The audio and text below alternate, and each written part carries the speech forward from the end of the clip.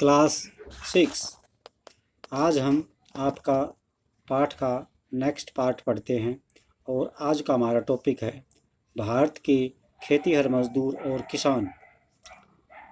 आपने अभी तक पढ़ा था कि कलपट्टू गांव में तुलसी की तरह के खेतीहर मजदूर होते हैं, शेखर की तरह छोटे किसान होते हैं और रामलिंगम जैसे बड़े किसान होते हैं। भारत में प्रत्येक 5 ग्रामीण परिवारों में से लगभग 2 परिवार खेतीहर मजदूरों के मिलते हैं। ऐसे सभी परिवार अपनी कमाई के लिए दूसरों के खेतों में काम करते हैं, उस पर डिपेंड रहते हैं। इनमें से कई किसान भूमिहीन हैं और कईयों के पास ज़मीन के छोटे छोटे टुकड़े होते हैं। शेखर जैसे छोटे किसानों को लीजिए तो उनकी ज़रूरत के हिसाब से खेत बहुत छोटे पड़ते हैं। भारत के 80% किसान की यही हालत है। भारत में केवल 30% किसान रामलिंगम जैसे जो बड़े किसान होते हैं उसकी कैटेगरी में आते हैं। एक किसान गांव की अधिकतर ज़मीन पर खेती करता है, उसकी उपज का बहुत बड़ा भाग बाजार में बेच दिया जाता है। कई बड़े किसानों ने अन्य काम धंधे भी शुरू किए हैं, जैसे दुकान चलाते हैं, ब्याज पर पैसे देते हैं, छोटी छोटी फैक्ट्रियाँ चलाते हैं आदि। तो अब हम आगे चलते हैं, भी आगे कैटेगरी पाठ के हिसाब से आगे चलते हैं। हमने कलपट्टू गांव में होने वाली खेती के बारे में पढ़ा। ग्रामीण खेतों में खेती के साथ साथ लोग जंगल की उपज और पशुओं पर निर्भर रहते हैं। यानी हमने प्रत्येक गांव की यही कहानी है। भी गांव में लोग खेती के अलावा खेती तो करते ही करते हैं और जंगल की उपज और पशुओं पर डिपेंड होते हैं। उदाहरण के लिए मध्य भारत के कुछ गाँव में खेती और जंगल की उपज दोनों ही आजीविका के साधन होते हैं।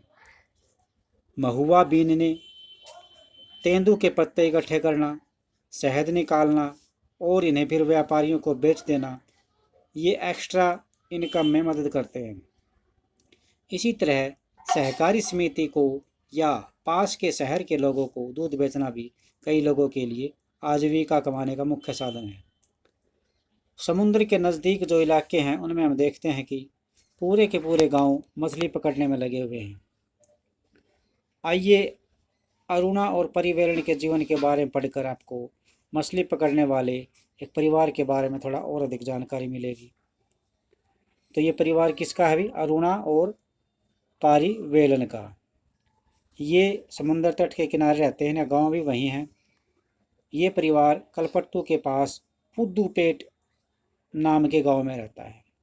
तो इस कहानी को हम बाद में देखेंगे। उससे पहले हम नागालैंड में जो खेती होती है, सीढ़ी नुमा खेत होते हैं, उसके बारे में पढ़ते हैं। ये एक सीढ़ी नुमा खेत है भी। ये नागालैंड का एक गांव है जिसका नाम चिजामी, गांव का नाम है चिजामी। ये नागालैंड के फेंक ज़िले में है। इस गांव में रहने वाले लोग चखे संघ समुदाय के हैं, यानी यहाँ के जो लोग निवास करते हैं उस चखे संघ गांव के हैं। चखे संघ गांव नहीं, समुदाय, जाति, चखे संघ समुदाय के हैं। वे सीढ़ीनुमा खेती करते हैं। इसका मतलब है कि पहाड़ी की ढलान जो है उसके पास ज़मीन को छोटे छोटे सपाट टुकड़ों में बांट लिया गया है। यानी पहाड़ी की जो ढलवा जो ज़मीन है उसको छोटे छोटे टुकड़ों में बांट लिया जाता है और उस ज़मीन को सीढ़ियों के रूप में बदल दिया जाता है। प्रत्येक सपाट टुकड़े के किनारों को ऊपर उठा देते हैं, जिससे पानी भर जाता है। यह चावल की खेती के लिए सबसे अच्छी है। चिजामी के लोगों के पास अपने अपने खेत हैं, लेकिन वे इकट्ठे होकर एक दूसरे खेतों में काम करते हैं। अर्थात यहाँ पर सहयोग की भावना है, एक दूसरे के काम में हाथ बढ़ाते हैं। खेत उनके अपने हैं, लेकिन वे इकट्ठे होकर सारे लगभग समूह में काम करते हैं, सामूहिक खेती करते हैं। और वे 6 से 8 लोगों का एक समूह बनाते हैं और इकट्ठे मिलकर पहाड़ के एक हिस्से पर घास पतवार साफ करते हैं। जब दिन का काम खत्म हो जाता है तो सारा समूह एक साथ बैठ जाता है, खाना खाता है।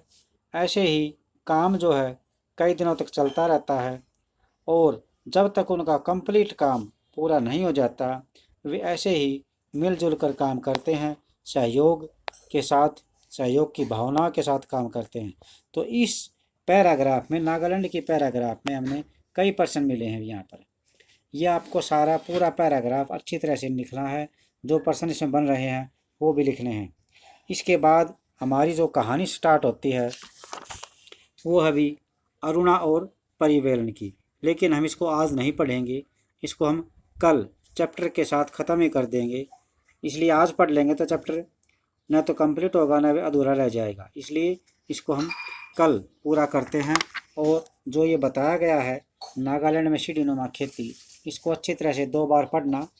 और खेती के अलावा लगभग क्या क्या काम करते हैं कलपट्टू गांव के लोग, वे महुआ बीनते हैं, तेंदू के पत्ते इकट्ठा करते हैं शहद निकालने, और इन्हें व्यापारियों को बेचने का काम करते हैं।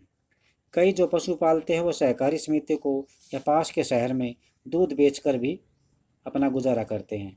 इसी तरह जो इलाके समुद्र के किनारे हैं, समुद्र तट के किनारे होते हैं, वे पूरा का पूरा गांव मछली पकड़ने में लगा रहता है। ठीक है भी, तो ये आसपास के गांव की खेती के अलावा कुछ दूसरी प्रक्रिया थी, ये हमने देखी। तो आज आपके लिए इतना ही, थैंक्स।